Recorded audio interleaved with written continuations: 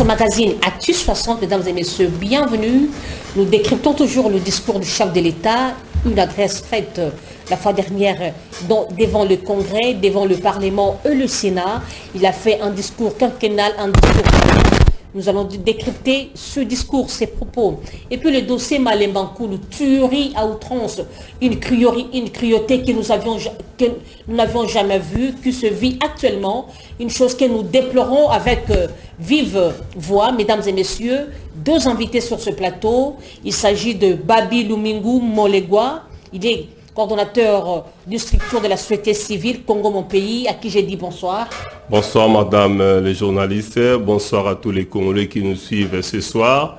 Bonsoir à nos compatriotes qui sont en train de subir les affres de guerre à l'Est.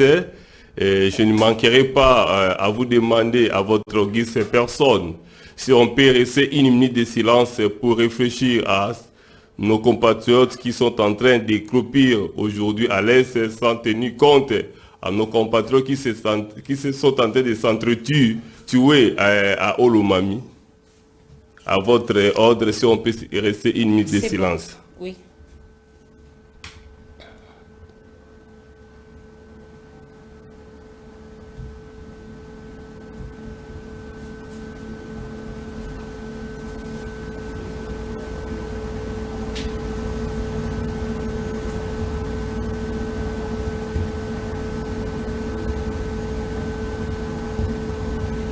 Merci.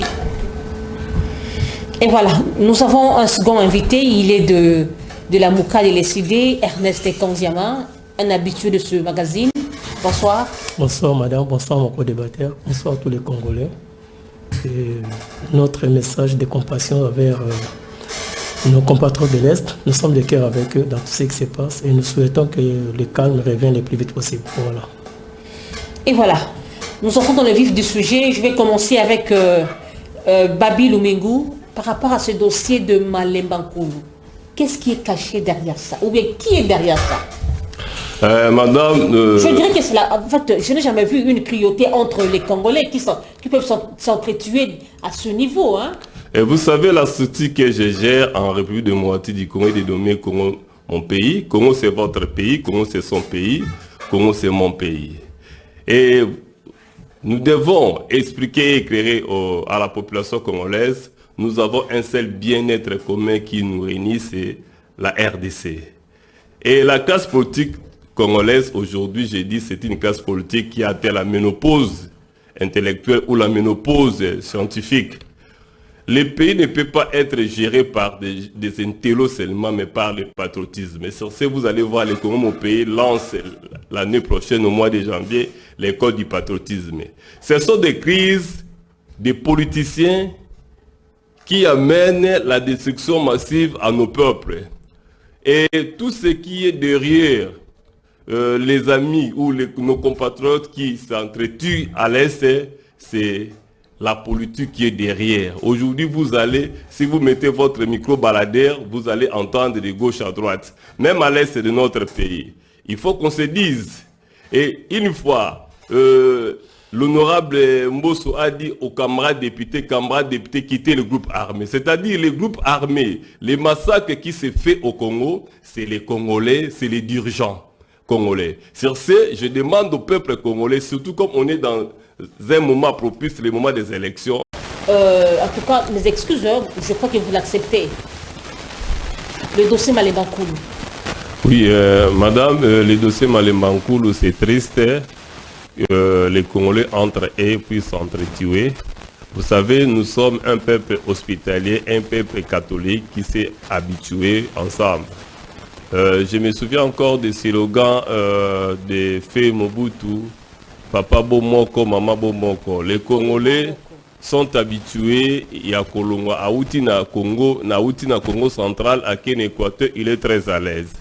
Alors, et vous savez, les pays, comme je l'ai dit à tout le monde, doivent être gérés par les nationalistes, les gens qui aiment la nation, non aux hommes d'affaires, non aux hommes scientifiques, parce qu'on a vu les professeurs d'université faire les rangs devant les sénateurs en vie à Kingakati. On a vu les professeurs d'université proposer des lois qui pour distraire le peuple congolais. Prenons par exemple la loi sur la congolité a fait tuer plusieurs Congolais. Aujourd'hui, où sommes-nous? Et sur ce, nous demandons à la population congolaise, comme nous sommes dans la phase électorale, et il faut sanctionner tous ces politiciens qui ont atteint la ménopause intellectuelle. Ces conflits sont des conflits ethniques où ils allient instrumentalisés par des hommes forts. Et j'ai dit ça en guise de cause parce que j'ai entendu tous les Congolais, du moins ceux qui vivent au Congo, même ceux qui sont à l'extérieur du Congo, qui suivent minutieusement l'Assemblée nationale. Le président de l'Assemblée nationale, M. Mbosso, l'honorable Mbosso, a dit aux députés nationaux lors d'un plénière, chers camarades députés, quitter les groupes armés. C'est-à-dire, la guerre qui est à l'Est, madame, aujourd'hui, nous comprenons, c'est les politiciens congolais qui sont des auteurs. Si les députés qui sont les représentants du peuple, les députés qui viennent parler au nom du peuple, qui ont la mission de contrôler l'exécutif, qui ont la mission de voter les lois, sont dans des groupes armés, vous comprenez. Et sur ce, nous demandons aux Congolais d'être très vigilants dans cette période des élections, de savoir qui fait quoi, et qui faire confiance. Et de là, nous sommes de cœur avec les amis qui sont à Olomami, et nous demandons à tous les Congolais de ne pas suivre cette classe politicienne qui est là non pour aider la nation. Vous savez, la politique, c'est l'art de diriger, gérer une nation. Ce n'est pas l'art de régner. Et nous comprenons ici, les gens cherchent d'aller au sommet de l'État pour régner. Nous sommes aux élections, madame. Il faut que les Congolais comprennent, on est avec qui? Aujourd'hui, nous avons plus de 24 000 candidats aux élections pour 500 sièges. Et ces gens ne sont pas là pour chercher le bien-être du peuple congolais. Ils sont là pour chercher leurs intérêts personnels. Parce que lorsqu'on a donné... on a soupçonné que les députés touchent 21 000 $. Nous avions vu dans cette ville, même dans des provinces, comment ça bardait. Mais lorsqu'on parle sur l'augmentation du carburant où le père Tomikate est diminué volume, Maman Poto a diminué quantité à par volume, aucun député n'en parle. Et sur ce, nous demandons aux politiciens qui sont dans ces groupes armés ou qui sont en train d'intoxiquer nos compatriotes. Les Congolais ne sont pas habitués de s'entretuer. Ce n'est pas pour la première fois. Nous avions vu les Mboro au Congo central. Nous avons vu des Mboro chez nous, à Bandundu, ici au Grand Bandundu. Et sur ce, madame, vous êtes des journalistes, nous sommes des acteurs de la société civile. Nous disons au peuple congolais de ne pas céder aux manipulations politiciennes. On n'est pas dans cette critique à s'entretuer. Et voilà, je passe la parole à Ernest. Ernest, cette question de Malemba Nkulu, qui est derrière ça? À qui profite cette situation? Parce qu'il y a eu la question de Kwamout entre les Teke et les Yaka, qui n'est pas encore finie. La sécurité à l'Est continue jusqu'à présent, et maintenant c'est le dossier de Malemba Nkulu. Les Congolais s'entretuent. Voilà, merci madame pour m'avoir accordé la parole. Je pense que c'est le même metteur en scène qui a monté sa pièce de théâtre au niveau de Malou, c'est pas moi, Amaïndombe, Kwango. Maintenant, il est de l'autre côté de Olomami. Mais dans tout ça, il y a une succession de faits que nous devons ne pas mettre de côté. C'est les discours de nos dirigeants, ceux qui sont au pouvoir aujourd'hui. Ils ont un discours séparatiste. Ils posent des actes qui ne vont pas dans le sens d'unir les Congolais. Et nous, on avait déjà fait un examen minutieux par rapport à tout ça. C'est pourquoi même avec Sangani, dans notre congrès au niveau de l'ECD, nous avons dit Congo et Kolomoko. Parce qu'on sentait déjà tout ce que nous aujourd'hui devait arriver par rapport à tout ce qu'on avait mis sur la table comme ingrédient des discours séparatistes. On séparait les Congolais, on cherchait à alimenter un groupe, une tribu contre une autre, donc on s'attendait à tout ça. Nous avons dit Congo et Kolomoko, c'était un avertissement pour dire aux Congolais que nous restons un seul peuple, une seule famille, une seule nation, et on ne doit pas céder au chantage des politiciens qui cherchent à tirer profit par rapport à tous ces conflits.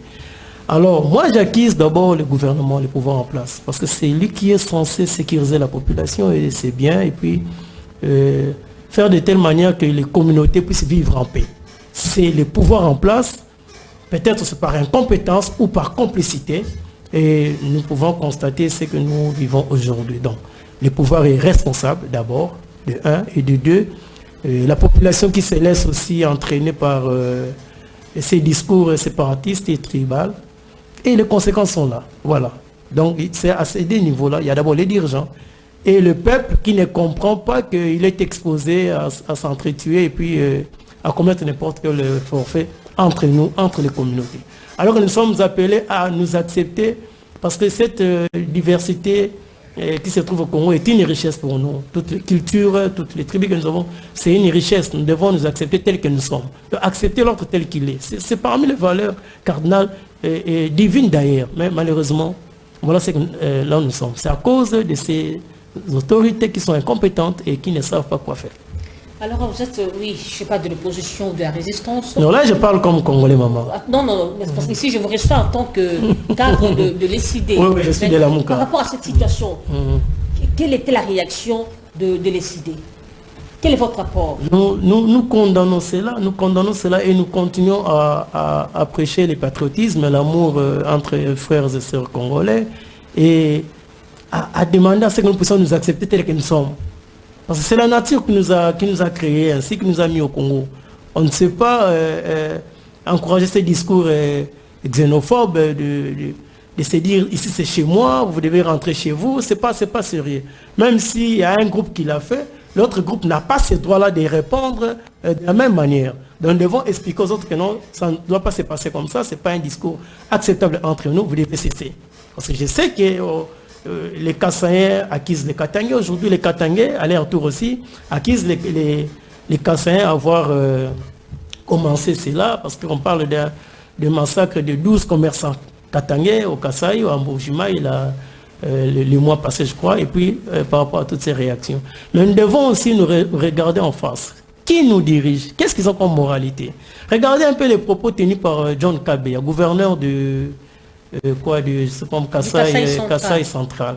Alors quand il dit aux autres candidats présents de ne pas aller là-bas, parce que c'est l'espace kassaïen réservé à Tshisekedi, bon, vous attendez quoi comme réaction des autres peuples? Parce qu'il y a d'autres politiciens aussi qui vont instrumentaliser le peuple qui ne comprend pas les enjeux et on va finir dans de tels actes. Donc il a fallu aussi qu'au niveau de l'exécutif, qu'on puisse réprimer, recadrer ces gouverneurs qui puissent présenter des excuses, pourquoi pas même les sanctionner. Cela allait quand même atténuer la tension au niveau de nos populations pour que de tels actes n'arrivent pas. Et voilà, entrons au second sujet sur le décryptage du discours du chef de l'État. Je commence par vous. Quelle analyse faites-vous au discours du chef de l'État? Bon, je pense que c'est un discours raté, c'est une sortie ratée. Comment? En tout cas, ce qu'il a dit et ce que les peuples congolais vivent actuellement, c'est les jours et la nuit. C'est les jours et la nuit. Moi, j'ai eu comme impression que M. Tshisekedi était sur notre planète et nous étions sur Terre. Voilà, parce que ce monsieur a échoué sur tous les plans, sur le plan sécuritaire. Aujourd'hui, on ne sait même pas comment nous allons battre campagne.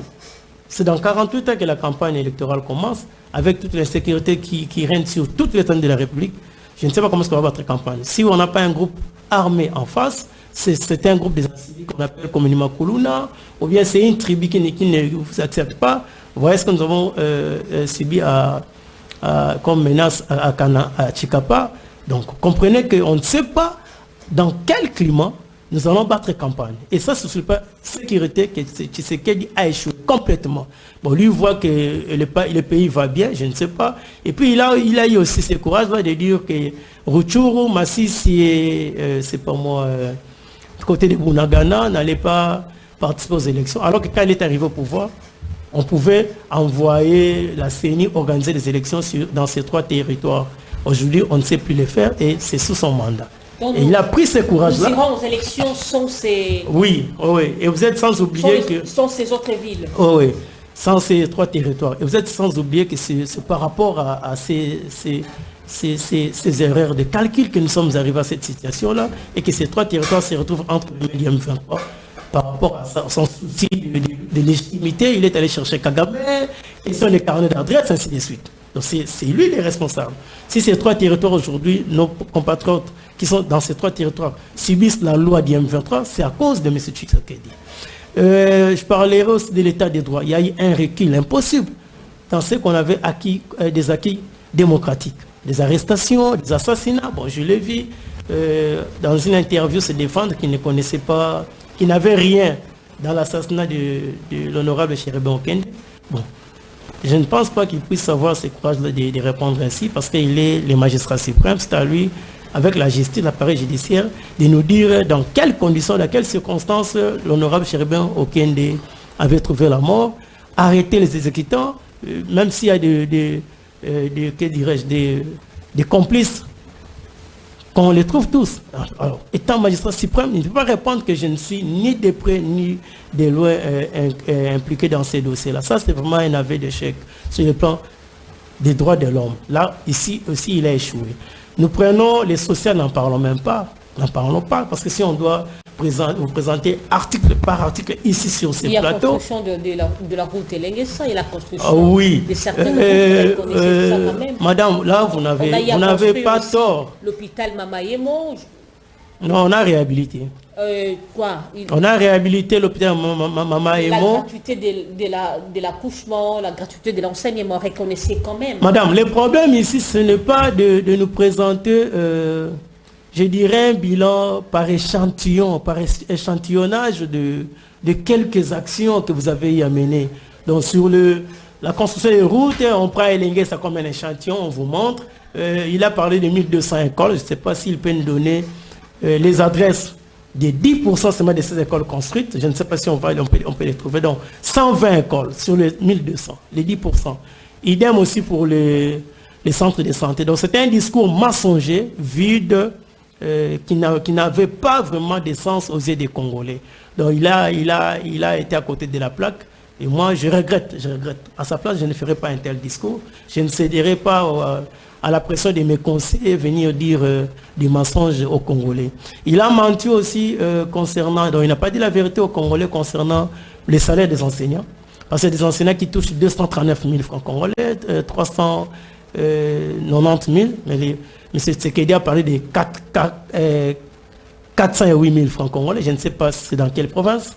Donc voilà un peu, oui, on peut les enseignants qui nous suivent peuvent même vous envoyer des captures des paiements du mois d'octobre passé. Ce n'est pas 408 000 francs.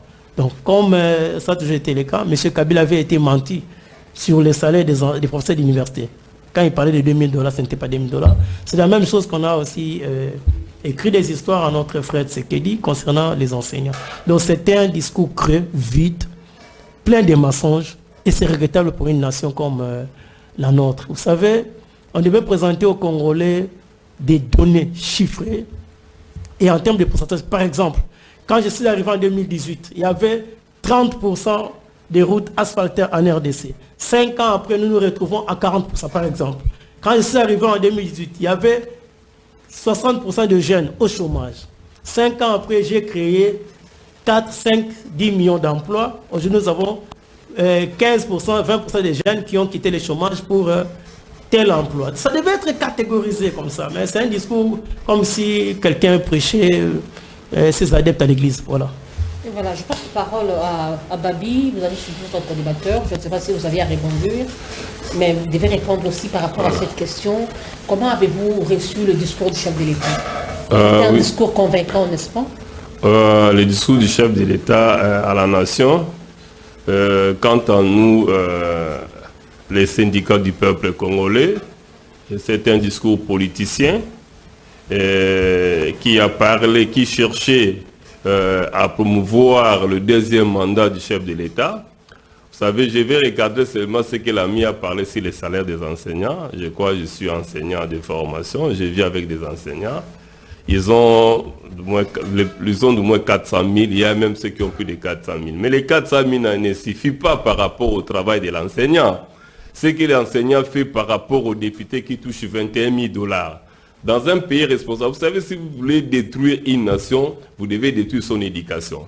Le fait que l'enseignant est mal soigné, mal traité, le pays ne peut pas évoluer. Parce qu'il y a aussi la malédiction au nom de la science. L'enseignant qui donne la science aux ministres, aux députés, au président de la République marginalisé, un enseignant avec $200 ou des 400 000 qui n'est même pas $200, louer une maison, chambre et salon ici à Kinshasa, c'est à peu près $150. C'est-à-dire les enseignants sont exposés à leur propre sort. Et s'ils font ce métier parce que l'enseignement c'est une vocation, c'est un apostolat. Et quant au discours, sur le fond du discours, et vous savez, le social du peuple congolais, madame, c'est pas à démontrer. Le peuple congolais vit dans la misère profonde. La classe politique congolaise ne comprend pas qui est le peuple. Vous savez, le peuple est l'émanation du pouvoir. Le peuple congolais est dans la misère profonde. Là, le chef de l'État a arrêté parce que le gouvernement n'a jamais pensé au peuple congolais. Allez au marché, allez circuler dans des marchés, vous allez voir comment les mamans, les femmes sont en train de prénicher chaque jour. Et on n'a même pas le même prix de transport. Vous savez, le matin, les gens qui quittent, par exemple, moi je quitte Lipen pour venir à Selemba ou en ville.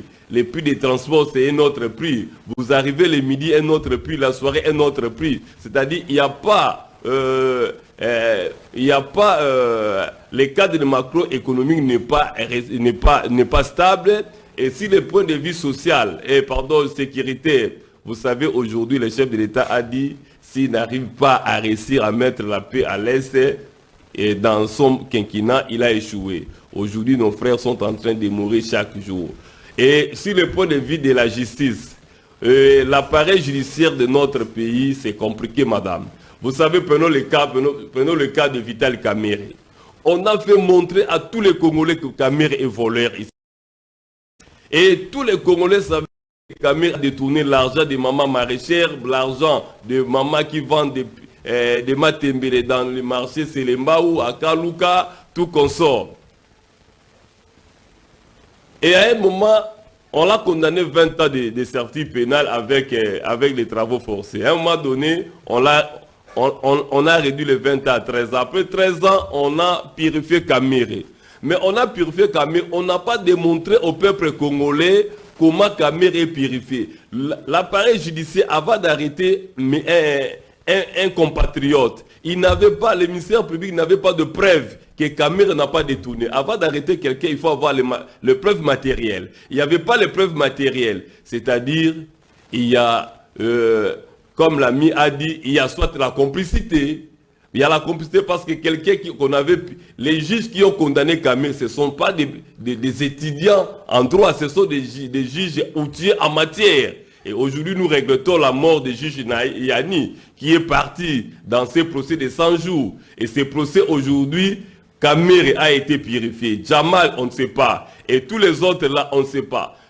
La justice devait devait amener à la place communautaire, comme Kamerhe n'a pas détourné l'argent, qui a pris l'argent. D'ailleurs, au fond de ces dossiers, lorsque Jamal a accepté que c'est lui, il a reçu l'argent en entièreté. En réalité, Kamerhe devait être quitté. Mais si nous entrons les discours du chef de l'État à l'Est, le chef de l'État a témoigné que Kamerhe c'est un homme intègre, sincère, il jouera le rôle important à la nation. Quelqu'un qui est en prison, en réalité, ceux qui ont fait les droits, celui qui est en prison, c'est un vagabond. C'est-à-dire, c'est quelqu'un qui n'est pas intègre, qui n'est pas aussi sérieux. Bon, aujourd'hui, il est aux affaires, ministre de l'économie.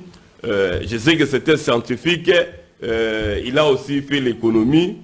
Vous comprenez comment l'économie de notre pays, les niveaux de notre économie, les carburants, à peine le carburant vient de prendre l'ascenseur de 2950 à 3250. Mais aucune personne n'a parlé. Nous revenons au point de vue de la santé. Vous avez parlé de la gratuité de la maternité. C'est bon. Là, j'ai sali parce que vous savez, je dis souvent au Congo, on dit tous les Congolais naissent égaux. Mais en réalité, les Congolais ne naissent pas égaux. La naissance n'est pas égaux aux Congolais. Parce qu'il y a des enfants qui sont nés prisonniers. À la maternité, on fait 3 jours. Mais une femme qui met au monde, l'arrête à la maternité parce que la maman est incapable de payer la facture de maternité. L'enfant fait une semaine à la maternité. Cet enfant est prisonnier. C'est-à-dire l'enfant doit être, si on dit que non, tout le monde naît égaux, un enfant qui est arrêté à l'hôpital pour manque de moyens, c'est un prisonnier. Mais vous devez savoir que même il y a mon voisin dont sa femme était allée à la maternité gratuite ou encore pour Maître Monde, mais on a eu vraiment à demander de l'argent. Il y a certains hôpitaux qui n'ont pas, on trouve pas le plateau technique. Oui, la maternité gratuite, c'est bien bon. Mais alors, des soins appropriés. Mais madame, c'est vrai, la maternité, la gratuité c'est bon. Si on peut parler de la gratuité. Mais si les conditions ne sont pas réunies, la loi ne sera pas en rigueur. Vous demandez aux infirmiers de faire accoucher les femmes gratuitement, pendant que ces infirmiers ne sont pas bien payés. Pendant que dans ces hôpitaux, il n'y a pas de matériel adéquat pour faire soigner ces femmes. Et vous comprenez, les femmes vont préférer d'aller se mettre au monde dans des centres hospitaliers privés. Là, on les prend soin en bonne et due forme. Parce que, voilà par exemple, pourquoi c'est le musicien Karmapa avait chanté une chanson là dont il a été même déféré devant la justice malheureusement, vu qu'il avait raison. Il avait dit les infirmiers, des médecins ont maintenant leur pharmapoche. Oui, madame, je viens de dire que si la loi n'est pas en rigueur, si la loi n'est pas en rigueur, si les conditions ne sont pas réunies, la loi ne sera jamais en rigueur. Les conditions des hôpitaux à Kinshasa, c'est aller visiter ces hôpitaux, aller à sanatorium, aller à Kitambo. Vous allez voir comment, là où les malades sont installés. Au sanatorium, d'ailleurs, les chats mangent les cadavres. Mais, madame, allez même dans la morgue des sanatoriums, vous allez sentir comment ça se sent. Les gens, vous savez, l'odeur de ces morgues-là risque d'endommager les santé humaines, les gens qui entourent l'hôpital. Sur ce, nous demandons aux politiciens congolais, parce que vous savez, aujourd'hui, ils viennent nous solliciter les mandats, d'aller siéger au Parlement, d'aller siéger au Palais de la Nation. J'ai dit souvent les députés qui nous suivent. Les députés, le palais du peuple n'est pas votre maison. Même le président de la République, le palais de la nation n'est pas votre maison. C'est le palais de tous les Congolais. Mais le président de la République, c'est un locataire. Un locataire doit savoir Oligate Okobima. Et il doit respecter les consignes et les conditions du bailleur. Le bailleur, c'est le peuple. Le peuple, la constitution congolaise nous dit le travail, c'est un droit et devoir sacré pour tout citoyen congolais, chaque citoyen congolais. Le fait que les Congolais ne travaillent pas, si quelqu'un ne travaille pas, comme c'est un devoir sacré, c'est-à-dire c'est un péché. Les Congolais ne travaillent pas. De là, nous comprenons que non, la politique prépare le peuple petit à petit d'aller en enfer. Sur ce, nous partons aux élections. Nous voulons faire le choix des gens qui vont nous servir, qui ne viendront pas régner dans notre pays, mais qui vont servir la nation. Et tant qu'acteur de la société civile, je dirais, le quinquennat du chef de l'État a échoué à une grande partie, c'est-à-dire s'il faut donner le pourcentage, je peux donner moins de 50%. Vous savez, si vous avez 45%, c'est l'échec, hein? C'est-à-dire, le mandat du chef de l'État a échoué. Un mandat qui a eu des majorités parlementaires en pleine législation. C'est-à-dire c'est un gouvernement, un régime hétérogène. Un régime qui n'a pas la vision. Aujourd'hui, les gens ont peur. Pourquoi les gens ont peur des élections? Parce qu'ils n'ont pas la volonté de servir la nation. Ils viennent au sommet de l'État pour s'enrichir.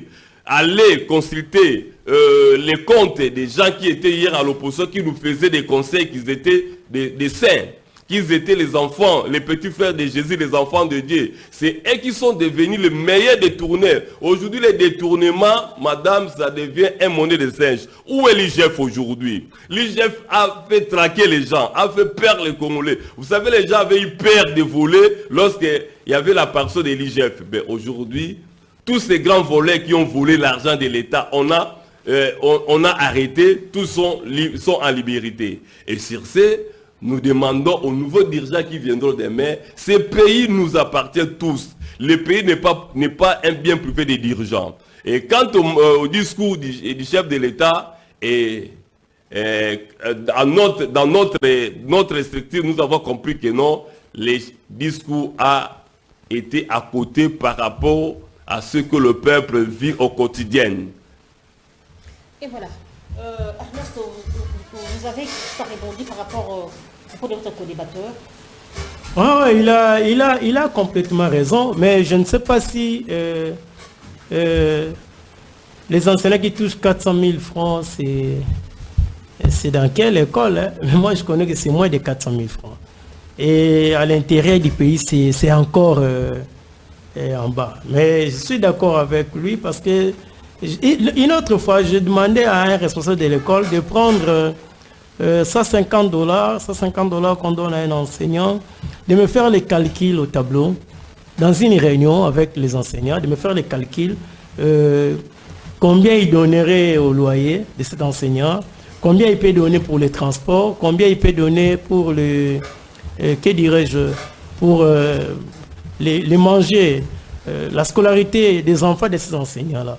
Donc, M. Tshisekedi est sur la planète Mars et nous sommes sur Terre. Moi, d'ailleurs, quand je le vois à la télé, j'ai dit aux enfants, voilà un Martien. C'est un Martien qui vient nous dire. Je sais pas ce qu'il dit. Et ce que nous vivons, c'est les jours et la nuit, comme je le disais tantôt. Donner 400 000 francs à un parent. Donc, il ne faut pas confondre la gratuité de l'enseignement avec la gratuité de l'enseignant. L'enseignant n'est pas gratuit. L'enseignant n'est pas gratuit. Même quand on dit que c'est une mission, c'est un apostolat apostolique, mais il faut que même les prêtres, nous voyons comment est-ce que les prêtres, les hommes de Dieu, on les traite quand même, parce qu'il doit prêcher la parole, il doit être quand même bien soigné, il se tient devant les gens, et il doit être bien habillé, il ne doit pas mener une vie de mendicité. Aujourd'hui, les enseignants congolais sont des mendiants, entre guillemets, sont des mendiants, parce que moi je me dis, on vous donne, admettons qu'on leur donne 400 000 francs. Si vous devez payer une maison de $50, 125 000, disons aujourd'hui 130 000 francs congolais. Et la maison de $50 pour une famille de 2 parents, 3 ou 4, 5 enfants, c'est dans quelle commune? D'abord, on oblige cet enseignant à habiter le milieu reculé. Il doit habiter Kindele, Livoulou, Kisenso, tout ça, même s'il doit enseigner ici en ville ou bien à Barumbu, ici à Kinshasa, dans la zone de Kinshasa, la commune de Kinshasa, mais il doit habiter Kingasani, Massina, là-bas où il peut trouver une maison de chambre salon à $50. Alors payer les transports chaque jour. Vous voyez que cet enseignant est obligé d'être à la merci de ses enfants, d'être mendiant avec ses enfants. C'est vrai que ses enfants vont lui donner quelque chose parce que c'est leur enseignant, mais en réalité c'est un mendiant. Alors comprenez qu'un éducateur, un instructeur que vous mettez dans cet état-là, et vous allez parler gratuit de l'enseignement. Qu'est-ce que vous attendez comme produit par rapport à un enseignant qui est dans ces conditions? C'est la même chose avec la maternité, la gratuité de la maternité. D'ailleurs, M. Tshisekedi, dans sa façon de voir les choses comme dans une autre planète, est allé plus loin pour dire qu'il parlait de couverture sanitaire universelle. Mais avec quelle infrastructure sanitaire? Avec quel traitement qu'on donne aux médecins, aux infirmiers? C'est ça le vrai problème. Il ne faut pas aller dans le populisme. Il est beaucoup plus dans le populisme que dans la réalité politique, poser des actes qui répondent aux aspirations de la population. Donc, M. Tshisekedi, s'il était vraiment sincère, s'il était d'une bonne moralité, il a seulement retiré sa candidature et aller en retraite. Toujours, vous avez la parole. Comment vous avez jugé le cadre de concertation entre la CENI, candidat président de la République, parti politique et société civile? Voilà, là je salue le courage, la bravoure et puis le patriotisme du président élu Martin Fayulu pour avoir recadré Kadima. Il a aussi fait un mandat à votre président élu. Mais par rapport à sa constance, par rapport à son intégrité, il est dans la logique. C'est une logique que le peuple congolais lui renouvelle encore sa confiance. Comprenez? Donc, je salue vraiment ce courage-là. Il a eu le courage de dire la vérité à Kadima. Parce que ce n'était pas une école maternelle. Où vous avez une éducatrice ou un éducateur qui prend ses petits de 5 ans, 6 ans et puis il les amène au zoo pour leur montrer ça, c'est les singes, ça c'est, on appelle ça girafe, là c'est les lions, et ainsi de suite. Non. Kadima a bouclé le processus pour nous organiser des élections chaotiques. Et quand il convoque ce cadre de concertation, c'est pour se laver et montrer à la communauté, tant nationale qu'internationale, qu'il avait bien organisé les choses et que tout ce qu'on accusait là, c'était par rapport à une mauvaise foi. Non, il fallait les recadrer, lui dire la vérité une fois de plus, pour qu'il puisse reprendre un peu de sagesse. Parce que ce que Kadima organise aujourd'hui, c'est le chaos qui s'en suivra. Le 20 décembre, c'est une date sur le calendrier. Ça va arriver. Et vous verrez que Kadima a préparé un chaos et qui risque d'arriver si on ne change pas les fusils d'épaule. Donc voilà. Donc nous avons aimé cela pour les recadrer, lui dire la vérité. Parce qu'ils étaient là, lui et son cousin Tshisekedi, ils étaient présents. Quelles seront les retombées? Les retombées, le peuple est conscient. Le peuple connaît aujourd'hui que Kadima a organisé une faute et que si ça ne va pas, le peuple va utiliser l'article 64. Attendez, vous oubliez que le chef de l'État, le pouvoir actuel, quand même, c'est déjà fait mandat. Ils ont l'armée, ils ont la CENI, la Cour constitutionnelle. Est-ce que ça ne serait pas un coup d'épée dans nous? Madame, il n'y a aucune institution qui est plus puissante que la détermination d'un peuple. Aucune puissance, aucune institution au monde. Même l'armée américaine est faible devant le peuple américain. Et vous verrez le peuple qui va appliquer l'article 64 et vous verrez cette armée-là se ranger derrière le peuple. Parce que ceux qui sont dans l'armée viennent du peuple. Et voilà. Je vous passe la parole, Babi, par rapport toujours à ce sujet, cadre de concertation entre CENI, comme vous êtes de la société civile. Comment vous avez trouvé ça? Oui, je crois que ce n'est pas pour la première fois qu'on a eu les cadres de concertation avec les bureaux actuels de la CENI et les différentes couches sociaux. Je vais recadrer un peu l'ami qui a parlé du candidat Martin Fayulu qui a recadré le président de Dikadiba. Vous savez, aujourd'hui, les peuples congolais sont devenus mûrs. Martin Fayulu a été élu dans cette ville et partout en République démocratique du Congo. Et beaucoup de gens, jusqu'à aujourd'hui, Martin Fayulu réclame, il est le président élu. Tout le monde sait que Martin Fayulu est le président élu par rapport à ce qu'il dit. Vous savez, la seule structure qui publie le président de la candidat, c'est la CENI. Martin Fayulu a dit à nos compatriotes, nos jeunes frères qui sont dans les idées, de ne pas aller dans la course parce que cette élection, ce scrutin est biaisé. À la grande surprise, lui-même s'est fait candidat. Aujourd'hui, on se pose des questions. Martin Fayulu est venu crédibiliser les scrutins parce qu'il y avait des opposants de taille qu'on voyait dans ce pays. C'était Martin Fayulu qui était soi-disant le meilleur perdant et le sénateur en vie qui est le patron du FCC. L'effet Martin Fayulu est aux affaires. Même si on publie aujourd'hui X, on publie par exemple M. Kamere, président de la République, Noël Tchanik, président de la République. Il est à la course, c'est-à-dire le fait qu'il est à la course, il est dans la course. Et la présence de Martin Fayulu dans la course, c'est ça la crédibilité. C'est l'une des pièces de la crédibilité. C'est-à-dire, Martin Fayulu a biaisé l'avenir de nos jeunes qui étaient dans sa vision de combattre les systèmes Tshisekedi. Aujourd'hui, Martin Fayulu a dit à ces jeunes-là, mon ami pouvait être candidat, il a la science dans sa tête, il a la maîtrise des républicains, il a des compétences par rapport aux autres qui sont en train de somnoler au Parlement. Mais ils ont refusé de déposer les candidatures, d'apporter leur savoir-faire, savoir-être à la nation, parce que le président élu les a interdits de ne pas aller à la course. Mais au finish, lui, il part à la course. Et là, c'est un petit problème au niveau de l'ECD. Vous savez bien que dans la gestion des républicains, ce n'est pas les tendances, parce qu'il y a des cas échéants. On peut gérer le pays si on a l'amour du patrie, même si tu n'as pas la majorité parlementaire, tu peux gérer les partis. Mais si vous savez du moins, dès le départ, que les élections ou les élections seront biaisées, vous partez. C'est-à-dire, vous donnez un peu le coup de pouce à Kadima. Moi, je salue l'engagement de Denis Kadima. Ça, c'est le courage de nous appeler. Tous, on a été là-bas. Il nous a dit qu'il a déjà déployé 80% de matériel. Et il reste 20%. Il reste la province du Congo central et la province ville de Kinshasa. Nous attendons et nous demandons au peuple le 20 décembre, c'est à les élections, d'aller voter. Nous croyons à Denis Kadima parce que, vous savez, même Jésus-Christ, fils de Marie, si on le met président de la CENI, personne ne va croire à lui. Et nous demandons au peuple congolais d'être conscient. Vous savez, nous partons aux élections, de ne pas voter n'importe qui.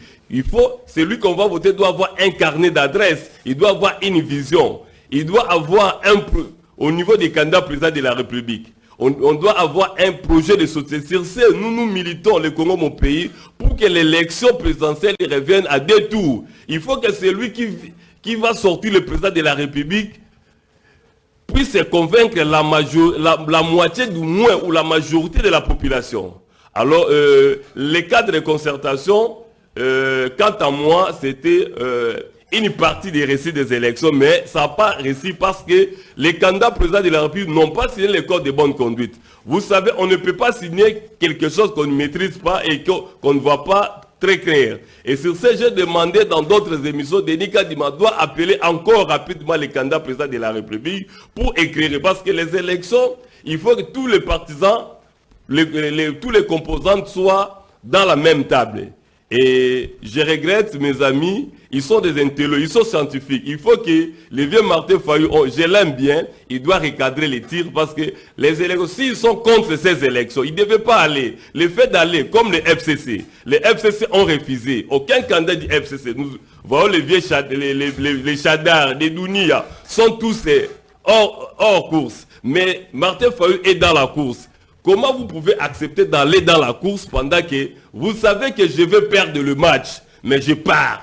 C'est-à-dire, quelque part, c'est une erreur technique et scientifique. Et le président Martin Fayou risque d'entrer dans la liste des gens qui ont atteint la ménopause. Vous savez, quelqu'un qui a atteint la ménopause, j'avais dit ça au début de l'émission, une femme qui a atteint la ménopause, elle ne peut plus produire, elle n'est plus utile dans le mariage. Nous les Africains, la bénédiction du mariage, c'est les enfants. Et si quelqu'un atteint la ménopause scientifique, il ne risque de rien produire à la nation. Qu'est-ce que ce cadre de concertation apportera quoi positivement? Non, la carte de la concertation, je crois le président de la CENI nous a appelé, il nous a montré là où il est. Vous savez, madame, chaque fois qu'on a les élections ici, il y a toujours des couacs aux élections. On sait le président de la CENI est ici, de la société civile, mais depuis on a commencé les élections ici, et le président de la CENI vient de sociétés civiles douteuses. Et vous allez voir, la loi nous dit, les présidents de la CENI et les délégués de la société civile, précisément des confessions religieuses. Mais les mêmes confessions religieuses, les 8, ils se sont disputés pour faire sortir le président de la CENI. Aujourd'hui, c'est lui qui était la tête de cette confession religieuse.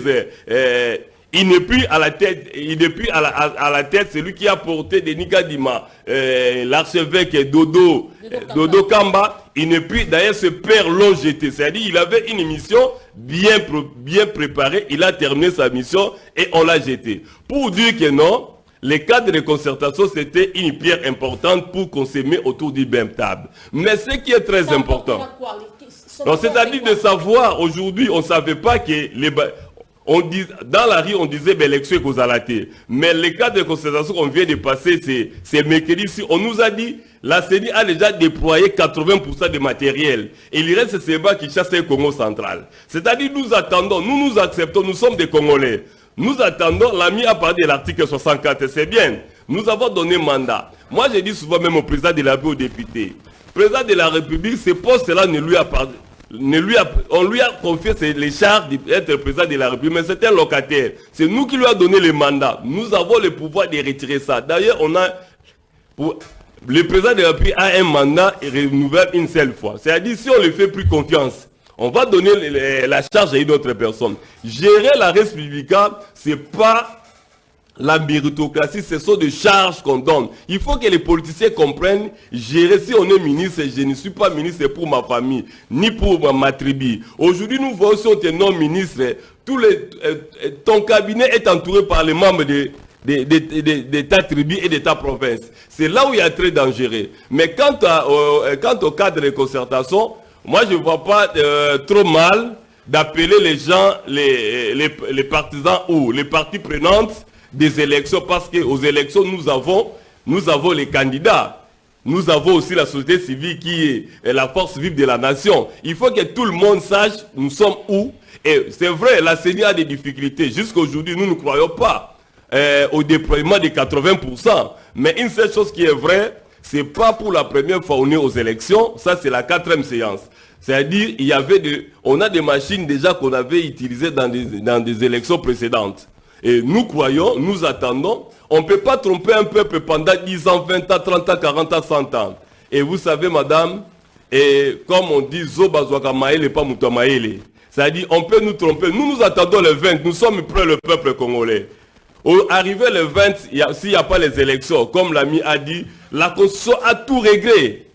La Constitution a tout réglé et de condamner une personne, un groupe de personnes qui veulent prendre le pouvoir par violation de la Constitution.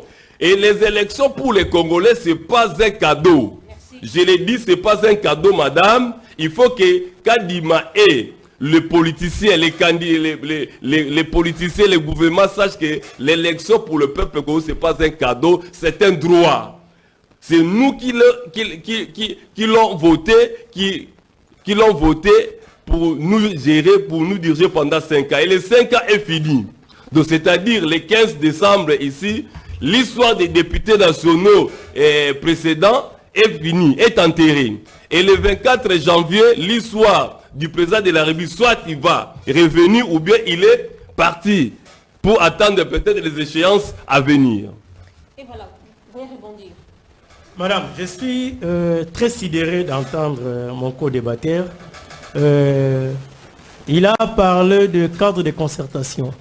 Mais dans l'esprit de Kadima, ce n'était pas un cadre de concertation, c'était une communication de la CENI.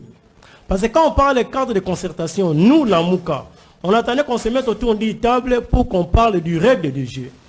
Des règles du jeu, éviter la fraude, comment respecter la décision. Il y avait l'accord de bonne conduite que les présidents, les candidats présidents ont refusé de jouer. Pourquoi ils n'ont pas signé? Pourquoi ils n'ont pas signé? C'est ça les règles du jeu. Les règles du jeu se trouvent dans le code de bonne conduite. Non, attendez. Non, ce n'est pas ça. Ce n'est pas ça. On ne peut pas mettre la charrue devant le bœuf. Fallait qu'on se mette d'abord autour d'une table. On devait élaborer cette règle de bonne conduite ensemble pour qu'on sache qu'est-ce qui était permis et qu'est-ce qui n'était pas permis. Parce que Kadima a commencé à préparer sa fraude, la fraude pour son cousin Tshisekedi, depuis le processus d'enrôlement des électeurs. Aujourd'hui, vous allez signer la charte de bonne, le code de bonne conduite. Nos électeurs là, iront voter avec quel type de carte? De quelle qualité?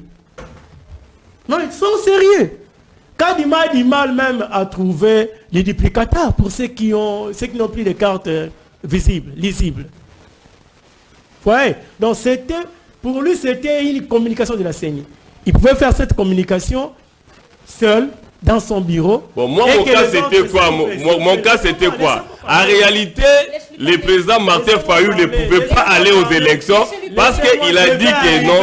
Je vais arriver. Je vais te rencontrer dans toutes tes préoccupations. J'en ai pris note. Je parle d'abord de Kadima. Il pouvait faire sa communication sans pour autant faire déplacer les candidats présidents de la République. Ce ne sont pas ses amis. Peut-être que dans sa vie, il ne sera jamais candidat président de la République. Peut-être. Ok? Donc, si on lui donne cette charge-là d'organiser les élections avec l'argent de la République des contribuables congolais, ce n'est pas son argent, ce n'est pas sa chambre à coucher pour faire n'importe quoi, pour décider comme s'il voulait. Non, il pouvait faire sa communication sans pour autant faire déplacer les candidats pour la République. Vous voyez? Alors, s'il a parlé des cadres de concertation, il fallait écouter tout le monde. Et qu'on trouve un compromis. C'est ça, c'est concerter. Ce n'est pas communiquer, les autres restent là comme si c'était une leçon pédagogique, ils vous écoutent et puis enfin ils vous applaudissent et puis ils partent. Non. C'est pourquoi le président Martin Fayou lui a dit ce qui devait être. Et lui a rappelé toutes les erreurs, toutes les fautes, tous les péchés commis depuis le début. Et de les rappeler d'être conséquents. Lui et son frère Tshisekedi qui était présent dans la salle. Et tout ce qui pouvait arriver. Voilà. C'était ça notre objectif. Vous avez parlé du président Martin Fayulu qui a demandé au cadre de décider, au candidat de décider de ne pas déposer la candidature. C'est faux, cher ami. C'est faux. Parce que moi qui vous parle, je suis candidat député professionnel à Kisenso. La décision de ne pas déposer les candidatures, c'était une décision prise d'une manière démocratique au sein de la MOUCA, par vote. Ça n'a jamais été une décision personnelle du président Martin Fayulu. Je ne cesserai de le dire. Jamais. Lorsque la MOUCA décide de déposer la candidature du président Martin Fayulu, sans les candidatures des députés nationaux et professeurs, parce que le délai était déjà passé, c'était aussi dans la même logique. Il y a eu vote au sein de la MOUCA.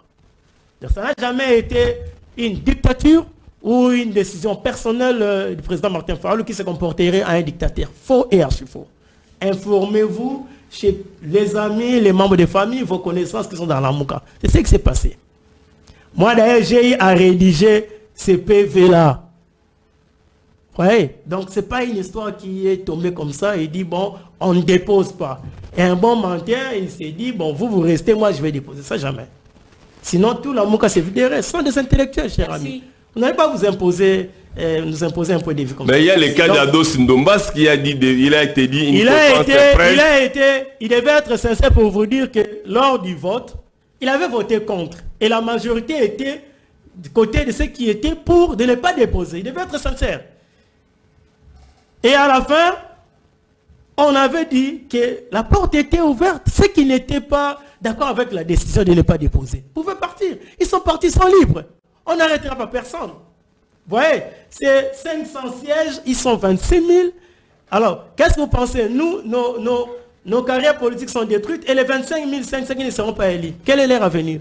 Merci. On n'est pas là pour les par rapport au programme. Vous savez, Martin Fayulu vous a pas. C'est par rapport au programme. Vous savez, Martin Fayulu, s'il passe présent aujourd'hui, il allait avoir beaucoup de facilité de gérer avec un parlement qu'il maîtrise, qu'il connaît et qui a la maîtrise de son plan, son projet de société. Vous savez, aujourd'hui, on a beaucoup de difficultés. Pourquoi? Aujourd'hui, le président de la République dit que non. Le président de la République dit que le Parlement ne lui aide pas. Le Parlement n'a pas de position. Aujourd'hui, nous avons un Parlement qu'on a donné les palissades ici. Jusqu'à aujourd'hui, aucun député nous a dit que les palissades étaient crédits, les palissades étaient un don, les palissades étaient, ils ont fait l'achat anticipatif. Et jusqu'à aujourd'hui, on est au fait mandat, on ne sait pas où est-ce qu'ils ont eu les palissades et quel est l'origine de ces palissades. Sur ce, dans des pays comme le nôtre, pour mieux gérer, il faut avoir la majorité, surtout les pays des tiers, les pays africains. C'est faux. Et oui, je vais vous démontrer partout il n'y a pas la majorité. C'est faux. Félix avait des difficultés dès le départ. C'est faux. C'est un faux argument. C'est un faux argument. C'est de l'incompétence pure et simple de notre frère. Kabila avait 2 mandats. Il avait 2 fois la majorité. Où est-ce qu'il avait amené le pays?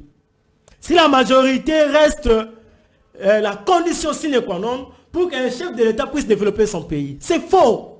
Kabila a eu 2 mandats avec 2 majorités. Il n'a pas réussi.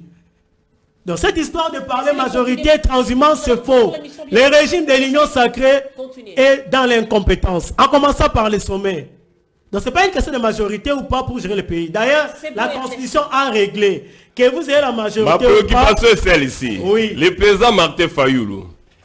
Aujourd'hui, le président Martin Fayulu dit, vous parlez que non, Kadima a fait les complots avec son cousin. Oui. Son cousin, Félix Tshisekedi. Oui. Le président Martin Fayulu, étant qu'acteur politique, un homme d'État, un visionnaire, président élu, il sait, il part dans une course, il va perdre, il va échouer. Non. Regardez, nous avons demandé à ceux qui ont audité du fichier. Ils ont refusé. Alors, quand nous avons décidé de ne pas déposer nos listes, mais dans 48 il y a une autre, dans 48 heures, vous allez partir en campagne électorale. Oui. Mais partir dans une campagne où vous êtes sûr que vous allez perdre. Nous allons gagner. Mais Kadima a déjà son candidat dans sa poche. Nous allons les bloquer. Parce qu'il y a des partenaires qui nous ont proposé de faire une tabulation parallèle. Il y a la mission d'observation électorale de la Sénico et de l'église protestante. Nous allons travailler ensemble avec la Sénico. Vous savez, l'observateur les observateurs n'ont pas droit de publier les résultats. Nous allons faire ce travail-là. Et si Kadima ose, si Kadima ose, des choses que je maîtrise, je suis observateur électoral. Je ne refuse pas. C'est l'observateur ne publie pas les résultats. Oui, les observateurs ne publient pas les résultats. C'est bien bon. Cette CENI-là, qui a l'aimabilité de publier les résultats, même la Cour constitutionnelle, il confirme les résultats publiés par la CENI. Et sur ce, vous partez avec une CENI qui est dans la poche de Félix. Et la Cour constitutionnelle qui est dans la poche de Félix. Vous ne comprenez pas que vous partez avec votre chèque. Pendant que Martin Fayulu, c'est pas n'importe qui, je les respecte en passant. Martin Fayulu, c'était animal politique, un homme d'État à respecter dans ce pays. Mais il sait que je vais perdre, mon cher ami, ma préoccupation est celle-ci. Il ne fallait pas Martin Fayulu puisse aller à ces élections comme Kabila. Parce que Kabila a dit je ne parte pas. Là, vous ne parlez pas comme un observateur électoral. Non, vous moi parlez, je parle comme société civile. Vous défendez le cordon à cause. Je suis Tshisekedi. Non, je ne défends pas la cause de Tshisekedi, et vous défendez la cause de Kabila. Pourquoi? Parce qu'il n'est pas venu. Je vous ai dit ceci. Non, je ne défends pas une personne. S'il vous plaît, je ne suis pas là pour les gens, pour faire la publicité des gens, mais j'ai dit, par rapport au projet, vous savez, le président de la République, on le vote par rapport à son programme. Le président Martin Fayulu, que je respecte en passant, il nous a présenté un bon programme pour la gestion des républicains. Mais ce programme, il a un programme. Mais il part avec un programme, un beau programme dans sa poche, dans une élection où par laquelle il sait qu'il va perdre. Merci. Mon frère. C'est-à-dire il va se battre, il va aller se battre pour rien. Merci. Vous êtes à côté de la plaque. Merci. Je demanderai à, merci, Ernest, à madame. Votre mot de la fin. Le mot de la fin, c'est de dire à mon frère que Kadima, avec tout ce que nous avons comme mécanisme de surveillance électorale citoyenne, sera buté à une difficulté de proclamer son cousin. Et s'il ose, le ciel ne tombera pas sur Kinshasa, sur la RD Congo, mais le peuple prendra ses responsabilités. Merci beaucoup. Votre mot de la fin. Oui, mon mot de la fin, je demande au peuple congolais de voter utile, de voter pas les sentiments, ni les t-shirts, et de voter les gens qui ont des valeurs patriotiques. Et je dirais aussi aux politiciens, ce pays ne les appartient pas, le pays nous appartient tous. Nous devons tous chercher le développement intégral de ce pays. Et je ne manquerai pas à se compatir avec tous les amis de l'Est qui sont en train de mourir chaque jour pour une cause noble. Je dis au revoir et je dis bonsoir à mon ami Ernest, sans oublier vous-même, madame, et tous les amis qui nous suivent. Merci, je crois que ce n'est pas la première fois de participer à l'émission. Et voilà, nous sommes à la fin de cette émission. Je dis merci à Ernest, merci à Babi. On a parlé sur le cadre de concertation entre les candidats président de la République, président et puis partis politiques et société civile. On a parlé sur le décryptage du discours du chef de l'État et puis sur le dossier tuerie entre Congolais à Malemba-Nkulu. Restez branchés sur nos programmes. Merci à Enoch Mbala, merci à Laït Moutonge. Que Dieu bénisse la RDC, que Dieu protège son peuple et que Dieu garde son peuple. Au revoir, Inch'Allah.